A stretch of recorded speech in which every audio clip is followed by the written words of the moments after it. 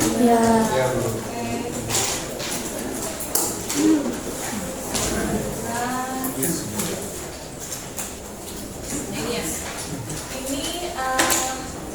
Yang dinamakan protector itu adalah orang yang melakukan, bukan orang ya, kalau orang atau siapapun bisa orang bisa bikin sistem yang melakukan penyerangan di dunia cyber itu disebut sebagai threat. Nah ini bisa di sini ada bisa secara individu, bisa juga kelompok atau sendiri yang melakukan penyerangan di dunia cyber. Nah, contoh-contohnya, kalau kita biasanya disebutnya hacker, apa-apa disebutnya hacker, apa disebutnya mau dia melakukan penyerangan yang berbeda-beda juga disebutnya hacker. Sebetulnya kalau mau secara umum ya, kita sebutnya threat actor. Karena kalau hacker ya dia belum tentu menyerangnya berbeda-beda kan, dia fokus ke sesuatu yang dia lakukan. Kalau secara umum kita amannya sebutnya threat actor. Nah, di sini ada contoh-contohnya. Di hacker itu betul salah satu dari threat actor. Nah ini contohnya ada yang disebut amatir ya. Amatir ini biasa juga sering disebut sebagai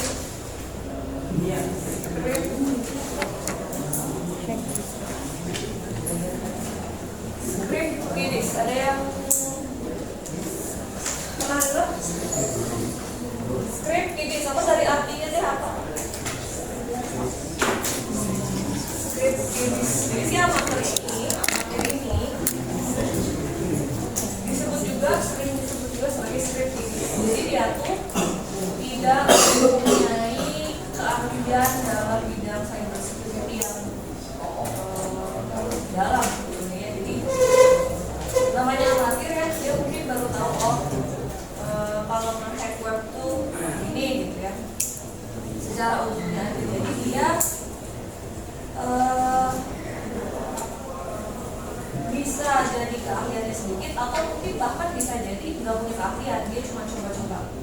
Coba kalian, jadi kenapa dia disebut script kidding? Kalian searching deh, searching di Google gitu ya, script untuk hack website, script untuk attack jaringan, kayak gitu, attack pasti banyak. Kenapa dia disebut script kidding? Karena dia cuma coba-coba aja, coba-coba si scriptnya tadi dapat dari internet, terus dicobain di running. Ternyata script yang dia dapat itu faktor tingkat keberhasilannya tinggi. Jadi dia coba-coba, dia nggak tahu isi scriptnya seperti apa, nge-hack itu caranya gimana, dia nggak tahu. Dia coba-coba aja searching, dapat programnya, dapat scriptnya. Dia coba, dia cuma punya ilmu nge-running si program di running. Pas di running, tingkat keberhasilannya tinggi. Itu makanya disebut sebagai script. Makanya sekarang semakin banyak script bertebaran. Kalian kalau kayak akun bahkan nggak buat script dari nol biasanya. Kalau kayak kalau mungkin OneDrive gitu ya, bikin project semua nggak bikin listnya dari nol, nggak bikin script dari nol. Ya kita searching pun banyak, kita tinggal sesuaikan sama apa yang kita tuju sekarang. Jadi dia cuma punya ilmu running selesai.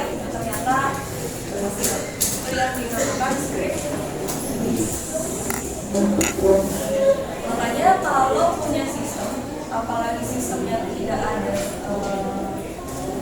security-nya sama sekali, udah sama script itu pasti kena. Dia cuma coba-coba aja kena. Yang pakai sistem keamanan pun bisa kena, apalagi yang tidak ada sama sekali. Seperti sistem IoT, script di sini dia cobain coba dia masuk ke rumah gitu.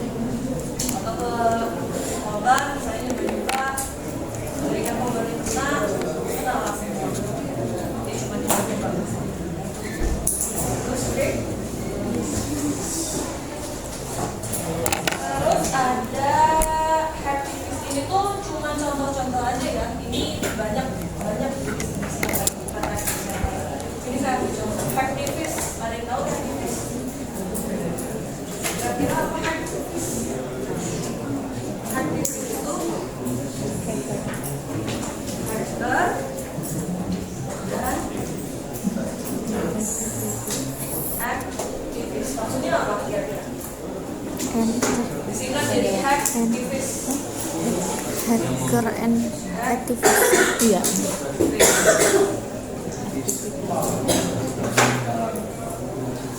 Ada hacker dan aktivis. Maksudnya apa? Pelajari siapa? Kalau aktivis apa sih aktivis? Aktivis apa? Aktivis apa? Kalian sudah ada yang jadi aktivis?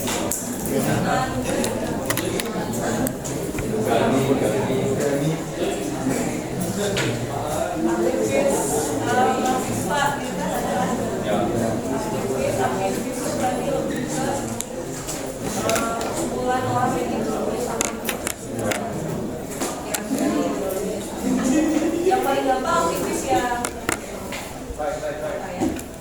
Kalau cinta alam,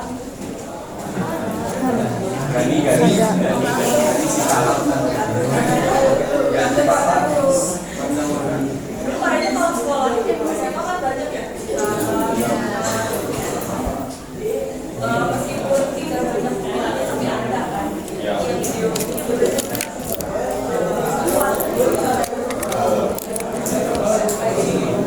jadi puasa nih bisa puasa.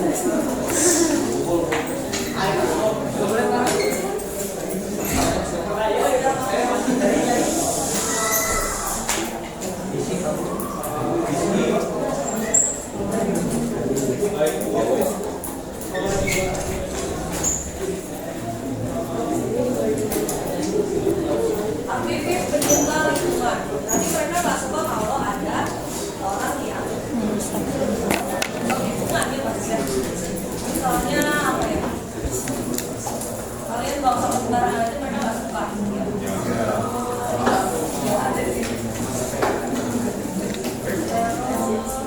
Kalau kita ngomonginnya si aktivis aja deh ya. Kalau yang pencinta lingkungan sekolah kayaknya kalau bikin hacker dan jadi hacker kayaknya terlalu jauh. Kita ngomonginnya skalanya perusahaan misalnya. Ada pecinta aktivis pecinta lingkungan misalnya terus dapat kalau dia tahu ada pabrik yang suka buang limbah sembarangan misalnya. Soalnya kalian sekarang itu pabrik yang buang limbah ke sungai sembarangan. Nah tapi dia misalnya aparat yang mengundangnya atau pihak-pihak yang mengundangnya tidak menindaklanjuti itu. Dia sebagai aktivis dia marah ya, curang dengan hal itu. Gimana caranya dia jadi ternyata jadi hacker. Jadi dia tujuannya bukan untuk kayak ransomware dia minta uang gitu ya, bukan. Dia karena ideologinya sudah bertentangan sama dia. Aktivis jadi dia punya ideologi sudah bertentangan. Dia hack sistem di perusahaan tersebut. Hacknya itu tujuannya apa? Tujuannya bukan minta uang, bukan minta terusan, tapi mencari informasi penting mengenai perusahaan tersebut. Misalnya informasi pentingnya tapi yang rahasia dan ilegal. Ya, mereka cari bukti dari perusahaan tersebut. Sudah buktinya ada, di-share lah sama si aktivisnya ini di-share. Mau dia bikin artikel, mau dia gampang ya sekarang share di sosmed ya. Pokoknya supaya si pihak perusahaannya jelas. Jadi dia niatnya bukan untuk kita perusahaan dan lain-lain. Ini yang beda ideologi dia cari namanya apa share. Itu yang hack bis. Lalu ada organize crime group ya. Contoh perusahaan A sama perusahaan B bisnis prosesnya sama, misalnya apa ya, menciptakan pokoknya bisnis prosesnya sama, dia jualan apa ya, misalnya baju mungkin ya, jualan baju. Si perusahaan A sama B sama-sama jualan baju. Si perusahaan A misalnya dia tiap 3 bulan sekali mengeluarkan produk yang baru misalnya gitu ya. Nah si perusahaan B ini karena tahu nih pola si perusahaan A 3 bulan sekali dia mengeluarkan produk baru, perusahaan B perusahaan B ini pengen tahu, oh 3 bulan lagi apa nih yang akan perusahaan A keluarkan ya. Jadi dia coba meretas sistem perusahaan A supaya dapat misalnya desainnya apa, dia bisa contek, dia bisa share duluan, dia bisa jual duluan. Nah, itu lebih ke organize kan. Jadi perusahaan dia nyari informasi mengenai apa yang mau dia keluarkan di selanjutnya gitu ya, tapi dia keluarin duluan ya, dicontek terus diproduksi duluan. Biasanya antar perusahaan kayak gitu. Nah ini bahkan ada level negara ya, level negara.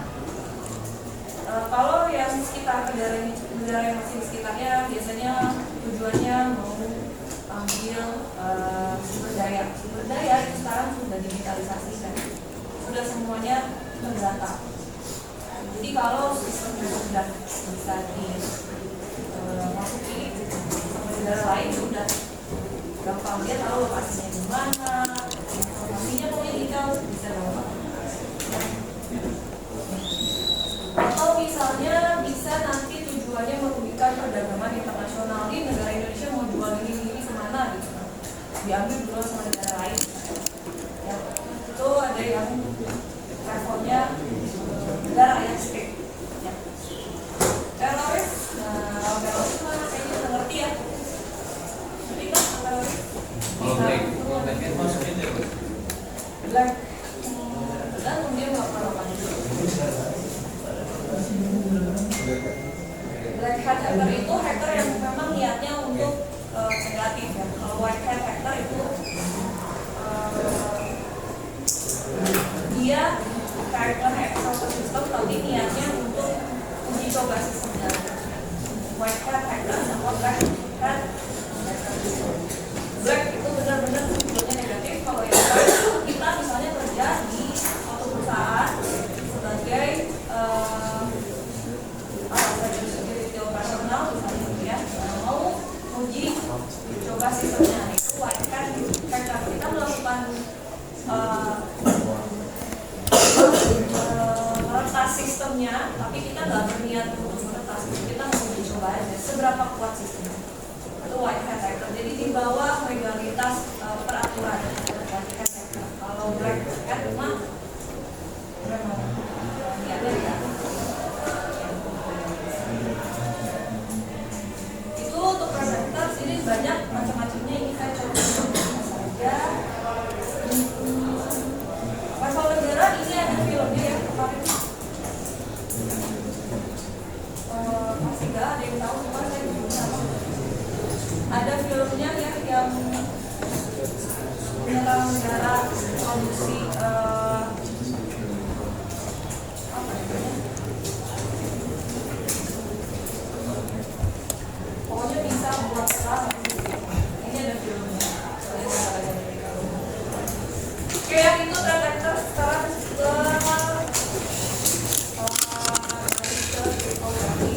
metode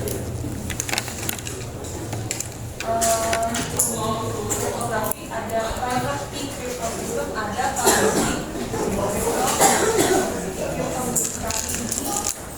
Kemarin fungsinya apa kriptografi? Untuk mengamankan data supaya datanya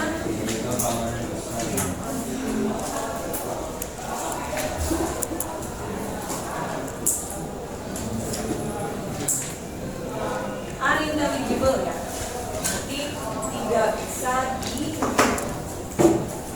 atau dipahami dengan mudah. Kayak kemarin kan habis di enkripsi kita bisa baca tapi kita nggak paham, itu disebut sebagai unintelligible. Jadi metode untuk mengamankan data di mana data tersebut menjadi unintelligible itu adalah kriptografi.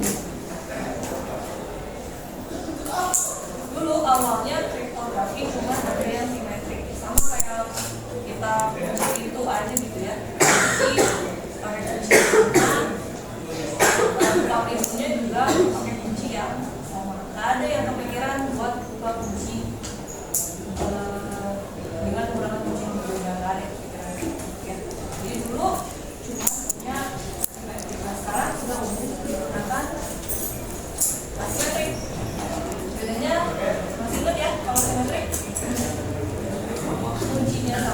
asimetrik? Berbeda antara proses elektrik dan proses.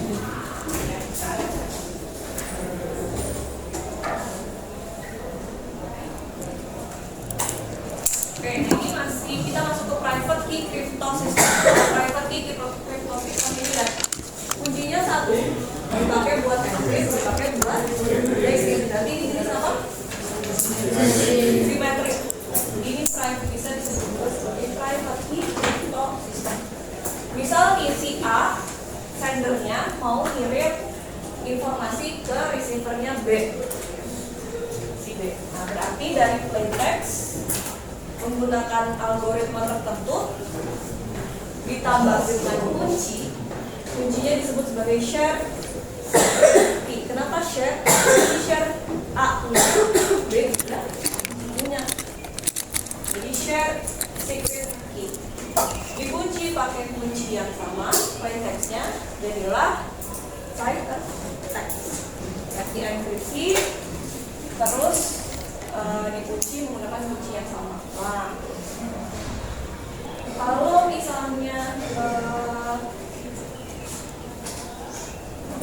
disadap, berarti ciphertext ini tadi kan sifatnya adalah unintelligible, masih bisa, sangat bisa dibaca. Tapi tadi sifatnya tidak mudah untuk dimengerti. Sifat ciphertext bukan untuk menjadikan datanya aman, ya. Aman dalam arti tidak bisa dilihat, bisa dilihat di tengah-tengah main individual attack ada yang nyadap jaringannya di tengah-tengah bisa dilihat, tapi tadi sifatnya adalah unintelligible. Nah, si B sebagai receiver dia punya kuncinya, tapi tadi algoritmanya juga harus sama. Si B ini jadi punya kunci dan dia tahu algoritmanya. Ya, algoritma dipakai enkripsi sama si A, B tahu, B juga punya kuncinya.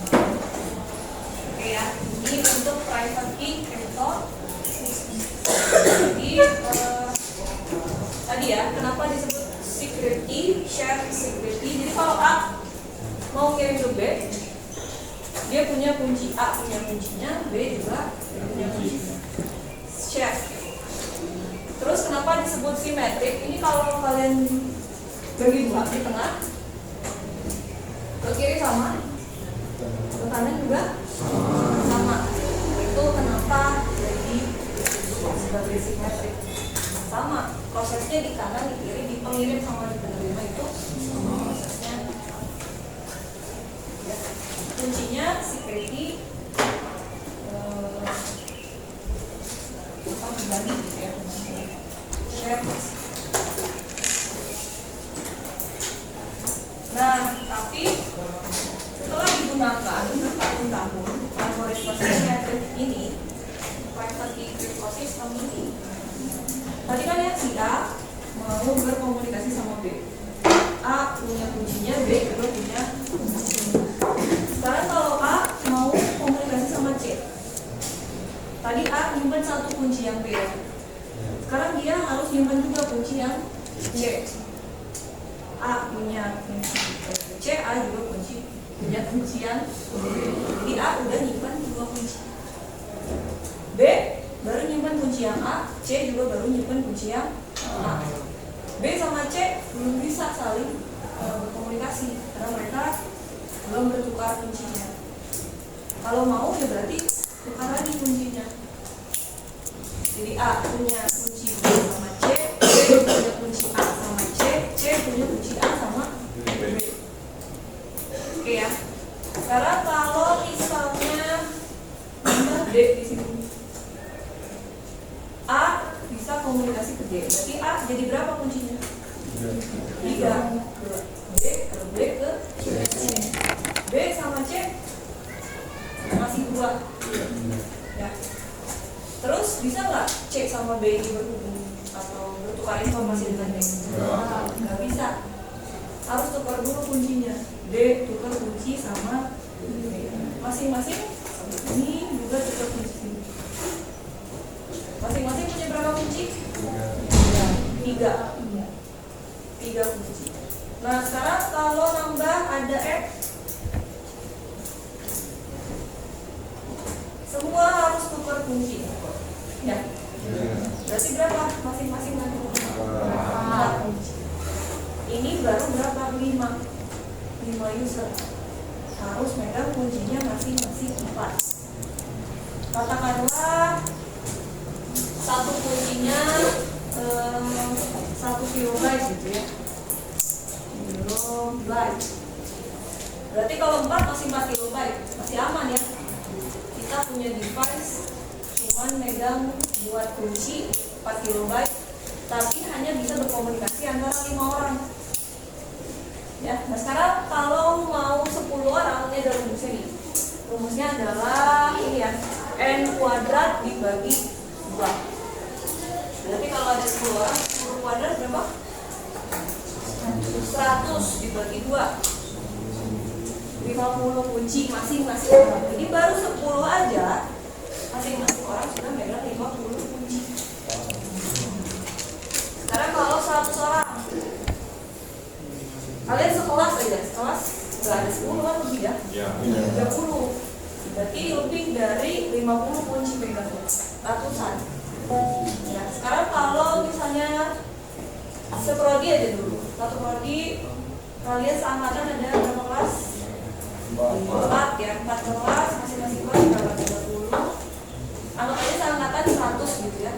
Terus kalian udah tingkatnya sampai level 4, berarti 400 dalam satu prodi.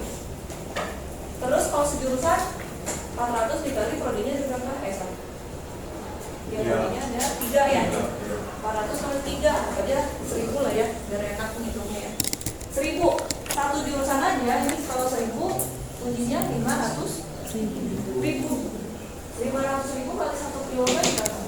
500 mega ya.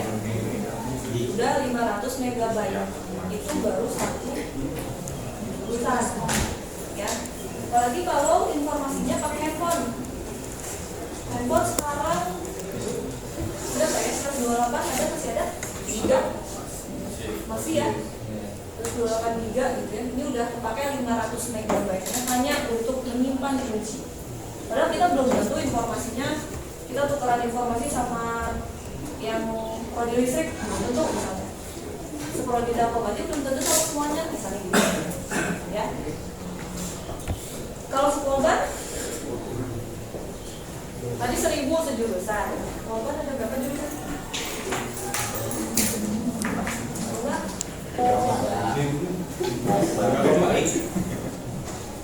Berapa ya? 10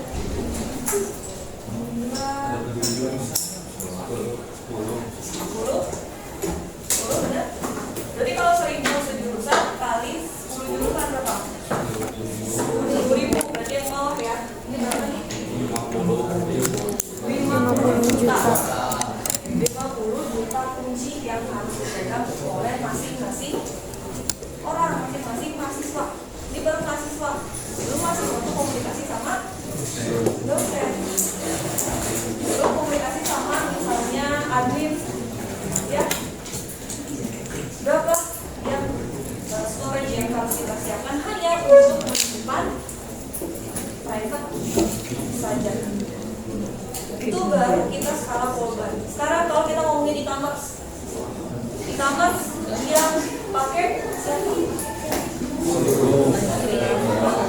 Indonesia berapa juta? Berapa jumlah kunci? Ya, harus dipegang si e-commerce. Dia harus beli device cuma buat nyimpan private key saja. Itu berapa? Ini udah tera ya, lebih dari tera mungkin ya. Nah itu ya. Jadi setelah digunakan simetrik ini, algoritma simetrik ini atau private key crypto system ini, ternyata ada masalah nih di situ. Di bagaimana kita menggunakan atau menyimpan private key di masing-masing orang. Mahal ya, kita beli storage itu mahal. Kalian beli handphone aja yang storage-nya lebih tinggi harganya jauh ya. Iya. Apalagi harus masing-masing pegang private key saja, mahal banget ya. Nah terus yang kedua, masalah distribusinya. Jadi pengiriman kunci membutuhkan saluran khusus. Sekarang gini, A mau bertukar informasi sama si B, tapi kan kalau secara logika kalau ketemu kan kita nggak harus pakai online kan, nggak harus pakai internet untuk bertukar informasi kalau ketemu. Nah A sama B ini nggak saling ketemu, terus gimana cara untuk menukar share private key-nya tadi? Kan tadi private key-nya di share ya. Share, secret key, private key sama ya. Di share, cara nge-share-nya gimana? Si A sama si B ini. Nah biasanya, misalnya si A ngirim ke si B-nya lewat email, B ngirim ke si A-nya lewat WhatsApp misalnya. Jadi nanti baru disamain. Ya, kenapa jalurnya berbeda? Kalau jalurnya sama, ketika ditemukan sama orang ya sudah bisa langsung dipastikan. Kalau aku jalurnya beda, ketika ditemukan sama orang mau mastiin lagi nya nggak tahu di jalurnya kemana. Ya gitu ya. Jadi pengiriman kuncinya juga salurannya khusus. Jumlah kuncinya yang meledak ya. Penggunanya kalau itu baru Indonesia tadi ya. Belum kalau kita mau ke luar. Ya, jadi yang meledak jumlah kunci private key-nya berapa? Kalau menghitung sedunia? 2. Jadi kuncinya berapa? Semua orang punya device minimal berapa? 1 tera untuk cuma nyimpan kunci private key ya. Jadi ini masalah yang ditemukan ketika kita menggunakan private key sebelumnya atau metode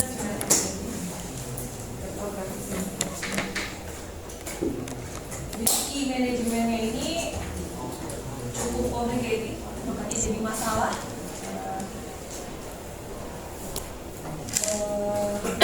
Makanya ya nanti akan ada muncul namanya algoritma identifier. Ini contoh-contoh algoritma simetrik. Tapi untuk keperluan tertentu simetrik masih digunakan. Nanti kita bicarakan ya. Ada DES ya. DES ini dia algoritma entropy simetris yang bisa kita bilang warisan yang udah legacy gitu. Dia itu key-nya itu pendek. Jadi sudah nggak ada yang digunakan lagi untuk algoritma DES. Karena kuncinya pendek, makanya ada terciptanya triple DES. Jadi DES, algoritma DES tapi diulangi sebanyak 3 kali. Ini adalah triple DES, ini penggantinya DES. Nah tapi di sini lihat, tahun 2023 ini sudah harus dihindari. 2023 sekarang tahun berapa? 2025, berarti udah tidak ada yang boleh menggunakan triple DES ini. Ya, karena cara kerjanya tadi prosesnya cuma ulang-ulang lookup sama ekspor tahu? Lookup, ekspor, lookup, ekspor. Itu DES. Jadi kalau triple DES 3 kali itu ya. 3 kali. Jadi ini tahun 2023, kenapa harus ditinggalkan? Ya ini kita teknologi itu udah canggih, cepet banget sekarang udah pakai device yang pribadi aja sudah sangat cepat prosesnya. Ya. Jadi makanya sudah tidak direkomendasikan oleh organisasi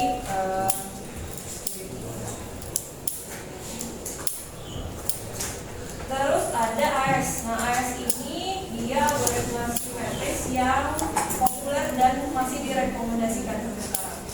Jadi banyak sistem-sistem yang menggunakan algoritma AES ini. Kuncinya bisa 128, 192 bit. Bit itu apa? Binary digit. Ya. Kunci-kuncinya panjang kuncinya. Ya. Nah dia mengenkripsinya sistemnya blok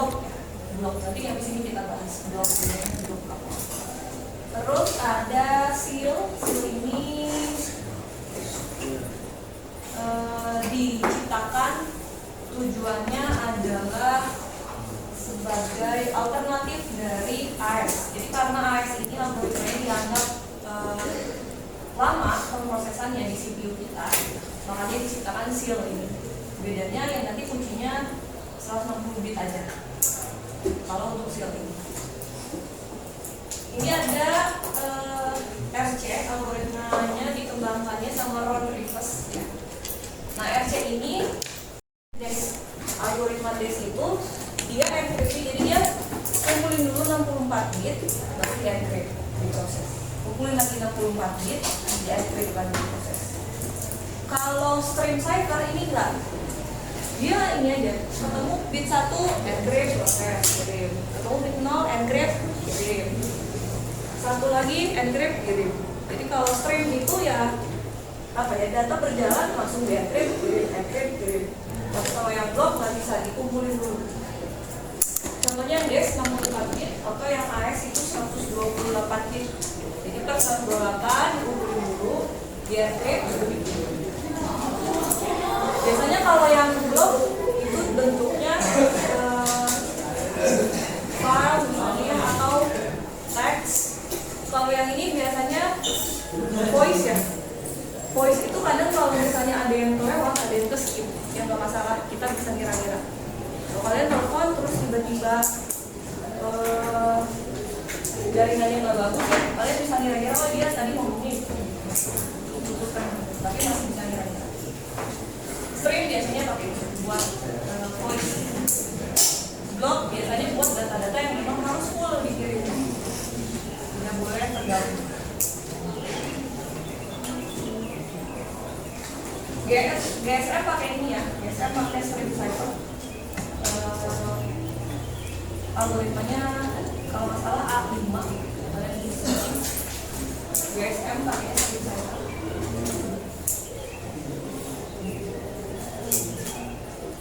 Sampai sini bisa dipahami? Bedanya block cipher sama stream. Saya.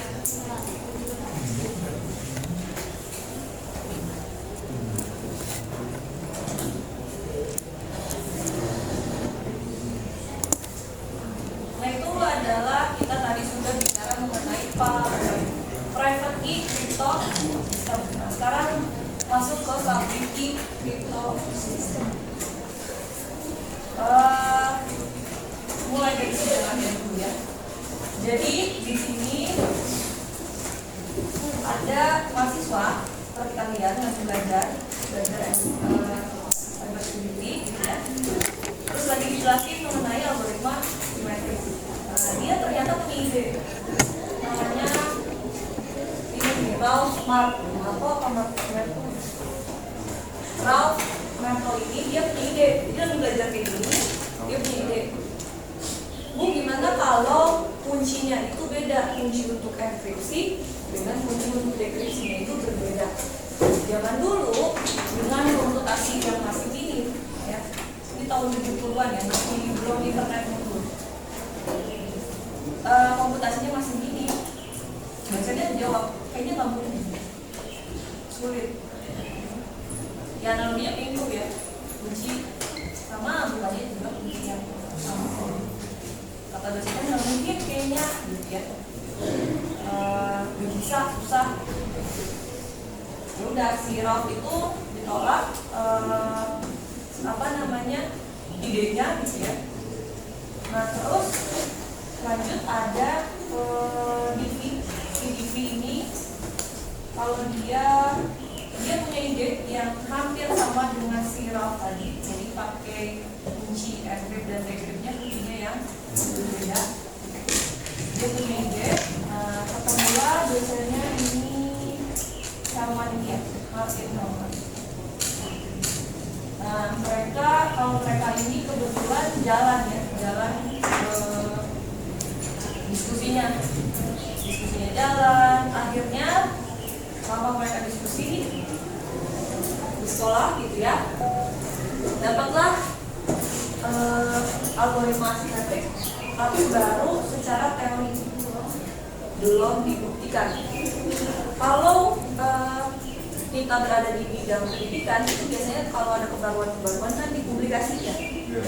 Ini adalah publikasinya. New Direction in kriptografi. Jadi mereka yang pionirnya algoritma simetrik. Muncullah ini publikasi. Mulailah publikasi ini dijadikan referensi. Yang namanya publikasi kan kalau kalian TA juga dijadikan referensi. Ya referensinya banyak ya. TA tahu nggak referensinya berapa 5? Terakhir terus jumlahnya berapa? 15 minimal ya, minimal 15. Jadi apalagi ini udah basic ya, pasti banyak menjadikan referensi-referensi. Muncullah algoritma simetrik di penelitian ranah pendidikan. Masih teori.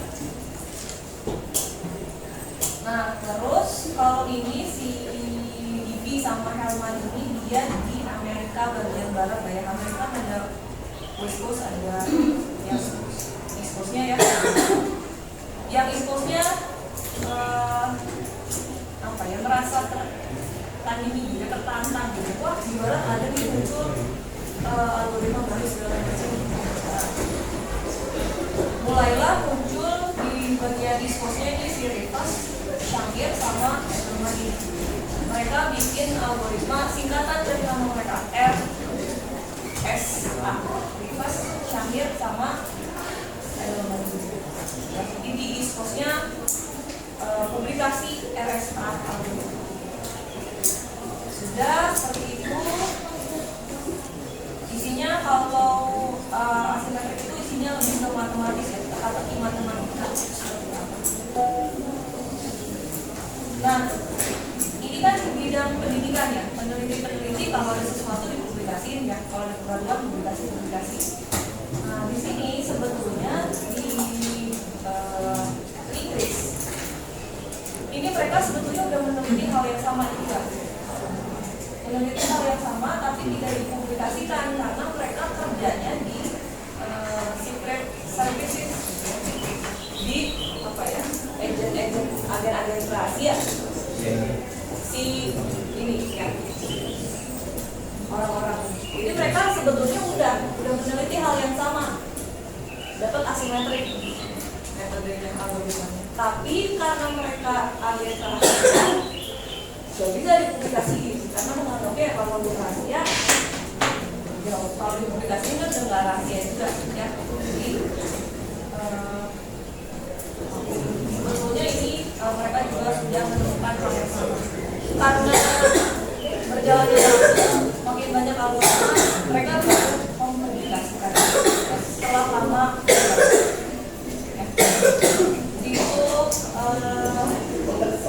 Sejarah dari algoritma asimetrik ternyata munculnya dari sekolah, dari mahasiswa.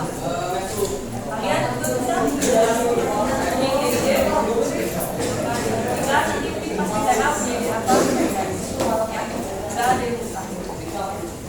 Tadi si siapa namanya, si mentornya kan awalnya ditolak sama dosennya, lain lagi yang sendiri nggak ada buktinya baru dia. Oke, itu awal mula muncul publicity ecosystem. Ini dipatenkan ya, apa yang algoritma RSA juga dipatenkan. Jadi kalau dipatenkan, setiap yang pakai harus mereka jadi orang kaya. Jadi ilmu bisa bikin kaya jadi orang kaya.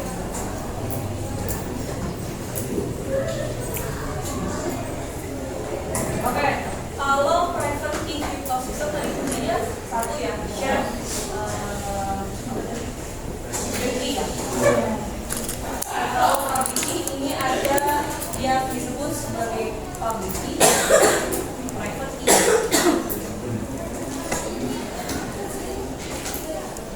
Ya, jadi setiap orang itu punya public key sama punya private key. Public key di share. Nih, semua orang boleh lihat.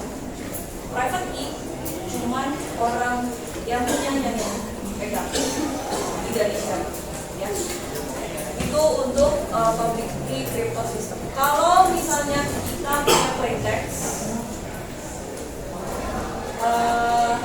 katakanlah sendernya A, mengirim ke receivernya B. A ini jadi cari public key si B, dicari di internet public key B. Dapatlah public key-nya, di-encrypt, plain text-nya di-encrypt menggunakan public key si B. Paham ya? Di-encrypt, jadilah hasilnya adalah ciphertext. Kalau di sini si pengirim si A ini nggak bisa lihat ciphertext-nya di decrypt lagi, nggak bisa. Karena yang cuma bisa mendecrypt itu hanya orang yang punya private key.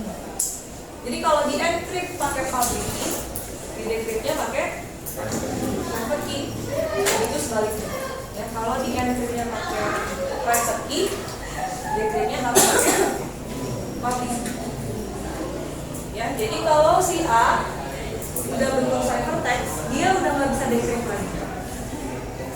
Yang bisa mendecrypt hanya yang punya private key-nya saja sih. Ya, itu untuk cara kerja public key crypto. Nah, tapi kalau misalnya nih kita nge-encrypt pakai, kan tadi public key di share ya. Public key di share tadi si A mengirim ke B, A cari public key-nya di internet, kalau dapat lah public key-nya si B, plain text-nya di-encrypt, terus pakai public key-nya si B, udah jadi ciphertext. Nah sekarang kalau misalnya si A ini ngirim plain text terus di-encrypt-nya pakai private key, ya, ngirim nih plain text-nya di-encrypt menggunakan private key. Berarti siapa yang bisa buka ciphertext?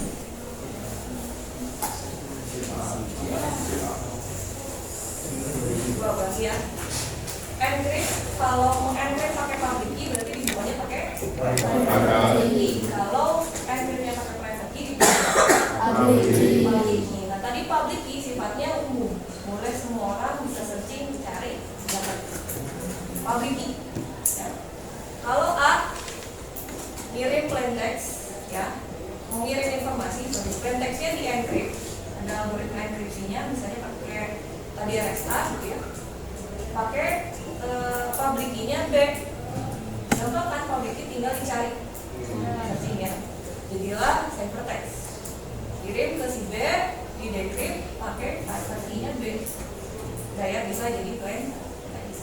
Nah sekarang kalau si A ini ada plain text di encrypt pakai public key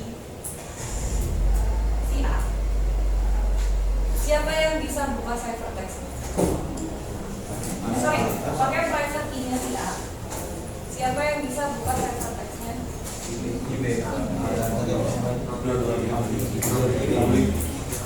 Public tadi apa sifatnya? Semua orang bisa. Kalau di kuncinya di encrypt-nya pakai private key, berarti yang bisa buka siapa? Semua orang, nggak cuma si B. Semua orang. Ya, nah ini adalah awal mula dari digital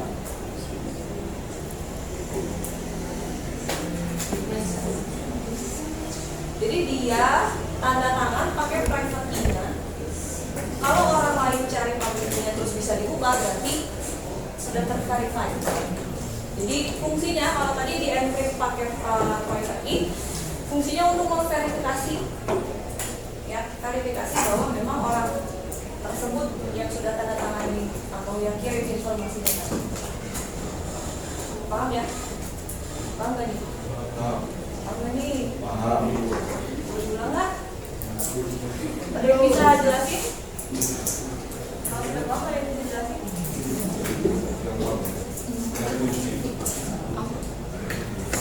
Public key, crypto system. Kalau tadi private key, fungsinya apa? Fungsinya sama. Jadi A mengirim ke B, berarti A punya kunci sama si B, duplikat kan? B ke C, duplikat lagi. Duplikat tadi kan? Makanya setiap orang harus megang kunci masing-masing yang mau dibuka. Oke? Kalau yang public key, crypto system, tadi kan setiap orang punya dua kunci. Ada kunci public sama kunci dia yang punya pegang ya. Publication. Oke ya. Terus kalau mau ngirim ya berarti si A cari public key-nya B, plain text-nya di encrypt pakai algoritma, terus pakai public key-nya B. Jadilah ciphertext yang hanya bisa dibuka oleh si B. Ya karena tadi dikuncinya pakai public key-nya B. Oke. Apa nih habis ini? Nah, kalau sekarang si A punya plain text di encrypt menggunakan private key-nya A, berarti tadi siapa yang bisa buka ciphertext-nya? Semua orang. Nah, karena semua orang bisa buka, itu adalah awal mula dari digital signature. Jadi kita tinggal searching public key-nya si A, ya. Oh bisa dibuka. Misalnya kalau di encrypt ada data apa ya, bulan 2025 di encrypt jadi A tanda seru B 9 8 1 2 3 dan seterusnya bisa ini ya.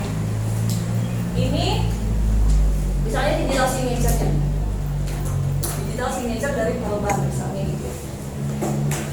Di di encrypt-nya pakai private key. Nah, kita mau membuktikan oh ini punya polban tahun 2025, berarti kita cari public key-nya polban. Buat apa? Nih ngebuka ciphertext ini jadi teks lagi polban 2025. Oh betul, miliknya polban.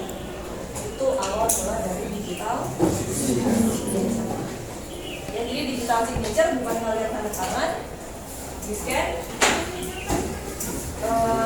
ditempel ke filenya, bukan ya, tapi ini ya, informasinya atau bisa mungkin tanda tangannya yang di encrypt ya, terus orang cari public key-nya di decrypt, jadilah kebuka tanda tangan aslinya dia misalnya.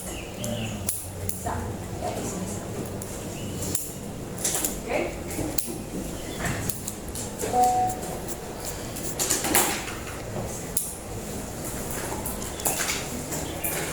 Sudah clear mengenai public key dan juga? Clear ya? Ini ada di halaman, ini panjang buktinya. Digital signature nih, DSS, DSA, sama ACC, ini masih dipakai semuanya sampai sekarang ya. Kalau di Firman, itu algoritma matematika asimetris yang bisa memungkinkan dua device atau dua komputer itu untuk menghasilkan kunci yang rahasia, tapi tanpa mereka tukar kuncinya. Prosesnya supaya mudah. Ini supaya nanti ada list, ada bom. Mungkin video aja ya.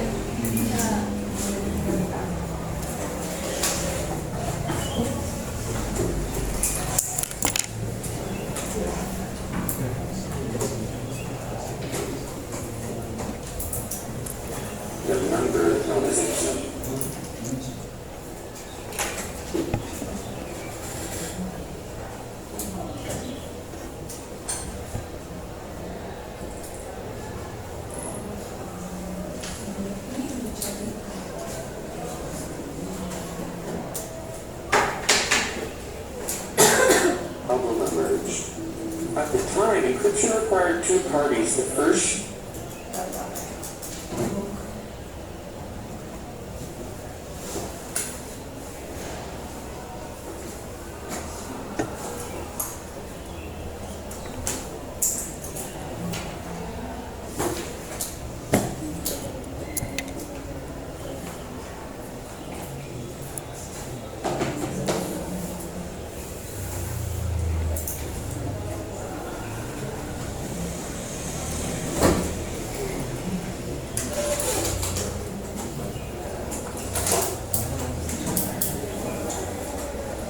or a secret random number, the problem emerged.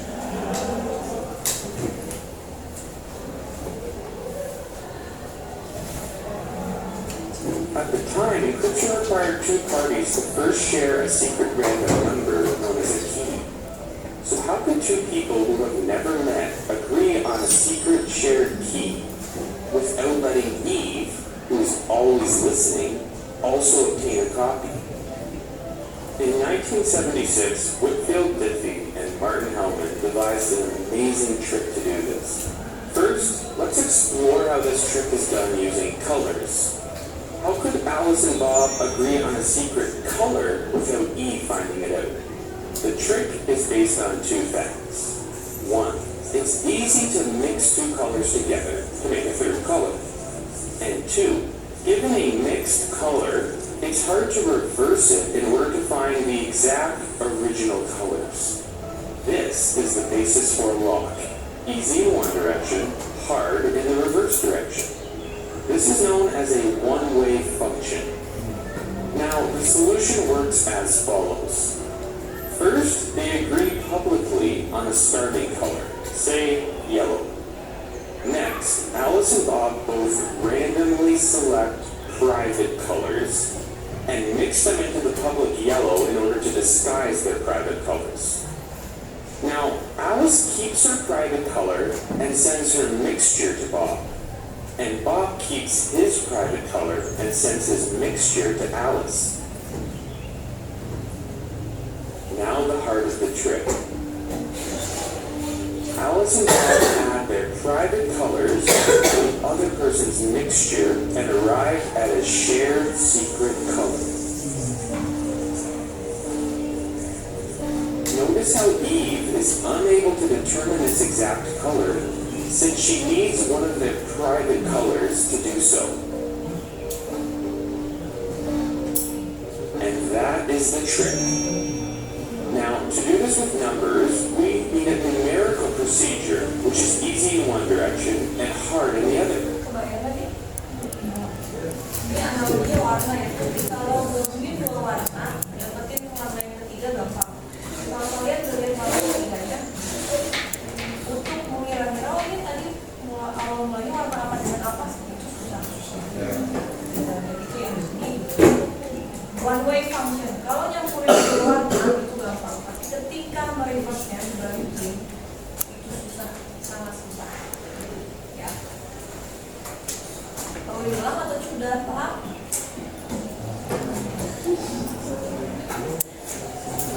Jadi ini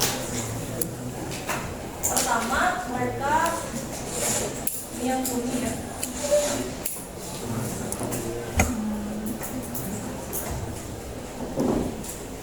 Nah ini mereka bertukar informasi dulu. Yang kuning itu adalah public key mereka. Public key-nya ditukarin, terus dicampur sama private key-nya masing-masing. Setelah dicampur sama private key masing-masing, itu kan masih bisa dilihat kan sama jaringan sama orang yang nge-hack cuma dilihat bisa dilihat. Nah tapi kan secret key yang sebenarnya adalah yang sudah jadi tadi yang sudah diperlukan ditambah lagi sama private key-nya masing-masing lagi kan. Ya. Jadi itu adalah secret key yang nah ini ya, ini adalah warna secret key yang jadi kalau di jaringan tahunya tadi ada warna merah sama hijau. Ya. Kalau di sini ditambahkan dengan private key-nya masing-masing lagi warnanya jadi sama. Ya. Ini adalah pertukaran secret key tapi tanpa harus saling ketemu dulu. Ini adalah algoritmanya Diffie Hellman. Saya ini ya bisa membayangkan ya seperti ini. Ini adalah one way function. Soalnya waktunya sedikit ya.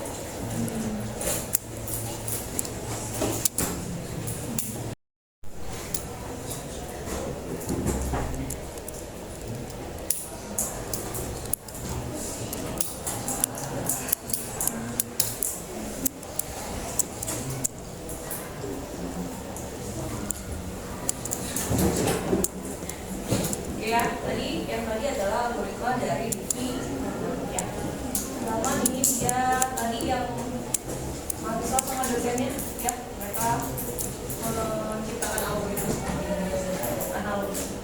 Nanti kita coba temuin cara manual.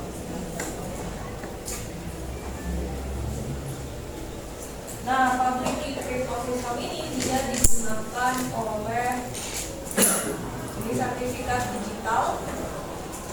Kalau kita buka web browser, misalnya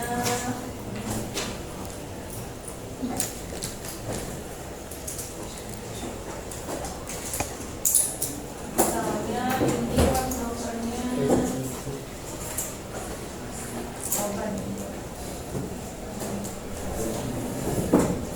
Nanti kita bisa lihat di sini di atas ini ya, di web browsernya, dan dia kan tulisannya ada secure ya, connection is secure. Kita buka di sini. Nah, ini kita bisa lihat detailnya, detail sertifikatnya. Oh, si Quabar ini public key-nya dikelolanya sama siapa namanya, Digison. Ini adalah benar-benar nggak bisa begini. Ini Digison. Jadi kan tadi ya, kalau public key itu kan kita share ya, share secara umum, kita searching di internet cari public key si A si B si C. Nah, tapi bisa aja kan, misalnya kita cari public key B, taunya yang bikinnya hacker tadi, ya dia yang ngasih tahu ini public key-nya si B, padahal bukan public key-nya si hackernya. Nah, gimana cara kita meyakini public key kita itu atau public key orang lain itu benar milik orang tersebut? Gimana kira-kira caranya?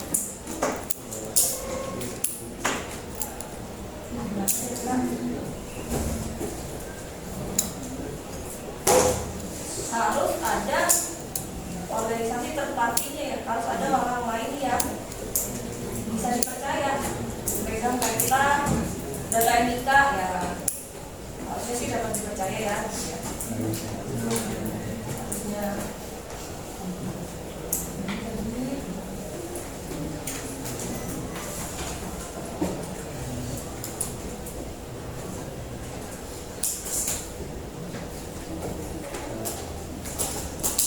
Tadi dari sini ada yang lewat. Private key kan disimpan sama kita sendiri ya tadi ya. Public key di share. Oke, nah tapi supaya kita percaya kalau public key itu benar milik si orang yang kita tuju, berarti kan harus dikumpulin, harus ada pengelolanya ya, yang mengelola public key-nya tadi. Ya, itu disebut sebagai CA ya. CA itu adalah certificate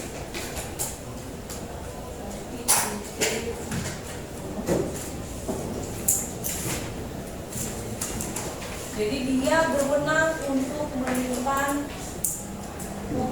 kunci publik siapapun disimpan ya. Certificate Authority CA ya. Jadi mereka mengelola public key repository itu kan penyimpanan ya. Mereka adalah mengelola public key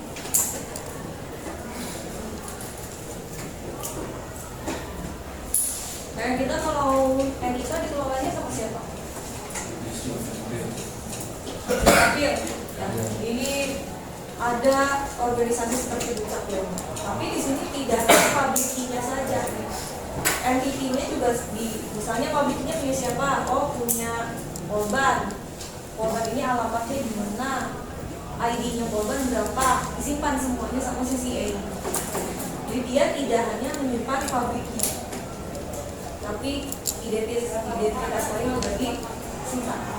Sama Dukcapil juga kan gak cuma nyimpan NIK, tapi kan harus tahu NIK ini punya siapa. Itu maksudnya CA ini. Jadi ada orang, tapi di sini CA juga harus terdaftar ya. Ada legalitasnya. Tidak bisa orang sembarang bisa jadi CA. Kita bisa bikin proses bisnis jadi CA, tapi kayaknya keuntungannya buat apa juga ya? Nyimpen public key, secara proses bisnis nggak ada ya, nggak ada keuntungannya, cuma dibayar sama yang nyimpen public key aja. CA-nya tadi macam-macam, ada yang namanya very design. Ini yang paling umum karena dia sama CA yang mendeklar bahwa dia legal, verified. Kita bisa lihat juga di website kami.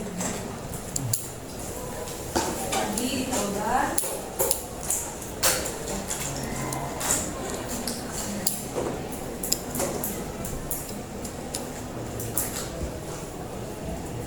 Cara lihatnya di sini kalau mau TPS ini kelihatan. Ini connection security kita buka, kita lihat sertifikat. Nah ini adalah organisasinya di Visa, kalau mau kan CA-nya di Visa. Terus di sini ada masa berlaku publiknya, ini bisa didetail lagi. Polban pakai versi 3, kelihatan nggak? Serial nomornya ini, sertifikat signature algoritma ini, dia pakai algoritmanya RSA, encryption-nya ya. Terus di sini ada public key-nya. Ini ya, public key Polban. Ini.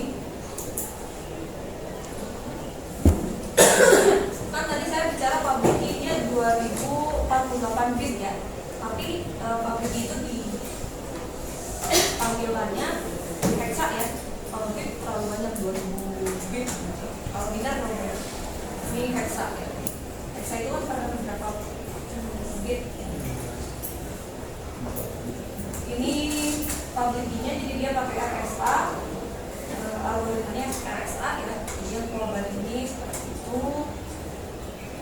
Validity-nya berlakunya ya. Ini adalah organisasi yang ini ya, Research adalah organisasi yang membuat legalitas polbannya ditandatangani sama di Research. Jadi ada CA-nya di Research. Kita lihat tadi yang lain. Ini apa? Drive.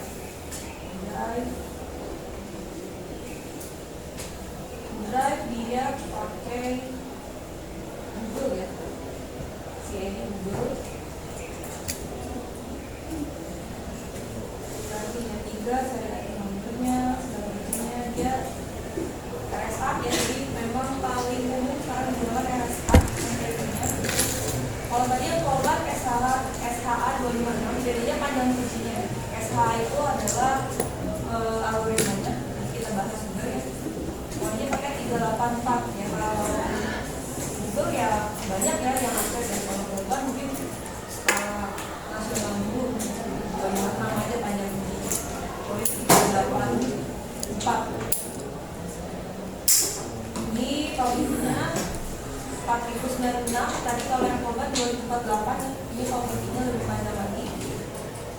4096 bit.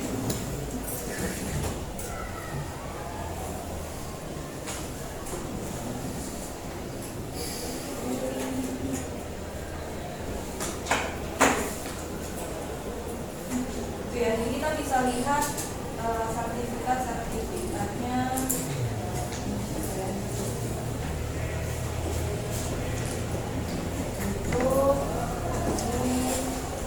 Itu kok pasti muncul ya.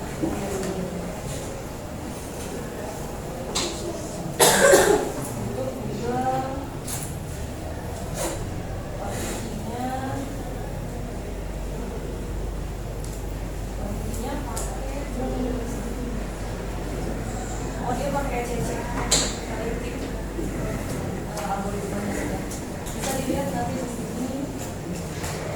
Beda ya kalau di Google ya, jadinya misalnya ya itu ya, kita bisa lihat sertifikat dari web yang sudah pakai SSL ya atau TPS gitu. Itu kita bisa lihat siapa CA-nya, siapa yang legalitas. Bagaimana menandatangani sertifikatnya itu siapa? Ya, kita bisa lihat web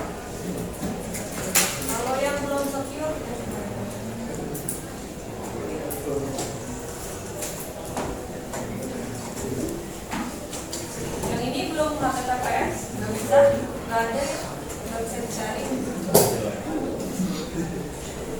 Nah ini webnya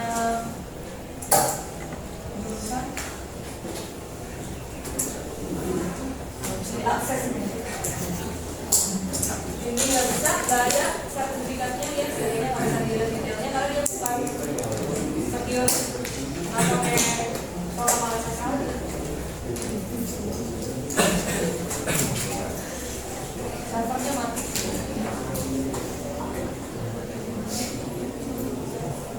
Oke, nanti pertemuan selanjutnya saya detailin lagi. Jadi yang ada di CA, yang ada di sertifikat itu apa aja, CA terus algoritmanya apa-apa, dan kita bahas di pertemuan selanjutnya ya.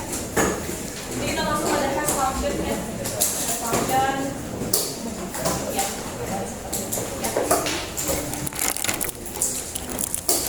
Ini ada yang mau ditanyakan? Yang punya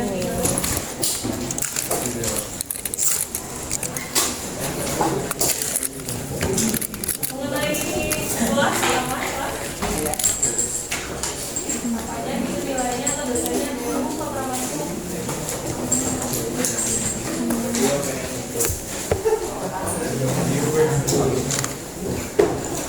Ada Pak namanya? Mas, soal nilai Mas.